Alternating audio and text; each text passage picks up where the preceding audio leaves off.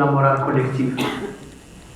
La violence qui devient l'instrument privilégié de règlement de conflits entre les individus, entre les groupes d'individus et entre les groupes d'individus et l'État. La corruption généralisée, l'individualisme, le fatalisme, la râle. Et ça, c'est 5 mots qui étaient dans la société avant le 22 février. Dans la nature du pouvoir, elle se caractérisait par l'autoritarisme. Vous êtes avec moi en applaudissant, sinon je vous considère contre moi et je mobilise tous mes moyens pour vous faire taire. Le patrimonialisme, c'est-à-dire la présence d'un chef entouré de cercles de courtisans qui se font la guerre entre eux pour plaire au chef afin de bénéficier de ses largesses, mais qui considèrent la société dans son ensemble comme une société arrière et non apte à la politique. La troisième caractéristique du pouvoir, c'est le paternalisme. Le chef, il dit je suis le père du peuple et donc ma relation avec mon peuple doit être direct, pas indirect, direct. Ce qui fait que toute institution intermédiaire, plus elle est faible, moins il se porte. Et donc, avec ces caractéristiques du pouvoir, vous avez donc un autoritarisme. Donc, la hiérarchie de l'État n'est pas bien informée de la situation du pays, puisqu'elle n'entend que ceux qui viennent d'applaudir. Il y a un gap énorme entre gouvernants et gouvernés, et il y a des institutions affaiblies. Donc, ajoutez à ça la rente et la prédation dans l'utilisation de la rente, et vous arrivez à un état déliquescent qui se définit scientifiquement par 5 critères. Le premier critère, c'est l'institutionnalisation de l'ignorance scientifique et de l'engagement.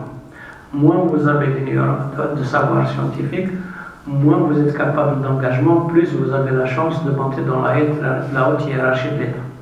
Le deuxième critère, c'est le culte de la personnalité. Le troisième critère, c'est l'institutionnalisation de la corruption. La corruption devient partie prenante des institutions. Donc, sans changement d'institution, vous ne pouvez pas lutter contre la corruption. Le quatrième critère, c'est un nombre très restreint d'individus qui prennent les décisions à la place des institutions habilitées. Et le cinquième critère, c'est l'émiettement des pôles au sommet de la hiérarchie de l'État. Et quand on voit ces 5 critères, on voit qu'ils étaient là avant le 22 février. Qu'est-ce qu'il en est aujourd'hui après le 22 février? On peut considérer qu'au moins, pendant les moments des marches, les 5 maladies de la société ont disparu, puisque nous avons donc les marches organisées, pacifiques, soutenues, etc. Donc, le Hirak est venu à bout de ces 5 maladies de la société pendant les moments des marches.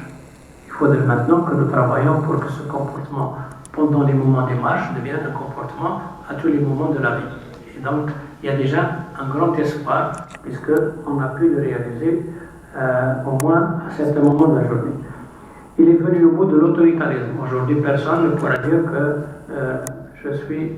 que vous ne pouvez pas parler, vous ne pouvez pas vous exprimer. Il est venu au bout de paternalisme. Personne ne va dire aujourd'hui que je suis le père du peuple. Donc il y a au moins ces premiers résultats très intéressants que le Hirak a amenés. Malheureusement, peu de résultats probants sont apparus du côté des tenants du pouvoir jusqu'à aujourd'hui. Et donc, il y a là quand même une situation qu'il faut travailler à faire évoluer. Voilà donc pour ce qui est comment nous avons vécu le Hirak pendant 3 mois et quels sont les résultats. Maintenant,